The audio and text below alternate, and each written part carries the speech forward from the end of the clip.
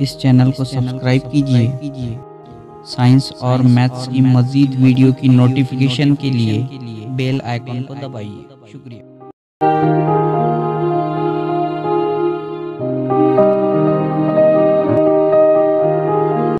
अस्सलामुअलैकुम। आज के इस मॉडल का नाम है तवाज़ुन बरकरार रखने वाली गुड़िया। जैसे कि आप सब किसी सर्कस या मेले वगैरह में गई होंगे तो आपने रस्सी पर चलने वाला खेल ज़रूर देखा होगा। आपने देखा होगा कि एक लड़की रस्सी पर चलते हुए अपना तवाज़ुन बरकरार रखकर उस रस्सी को पार कर लेती है। ये कैसे होता है? देखिए, मैं इस गुड़िया को हिलाती हूँ तो ये नीचे नहीं गिरती।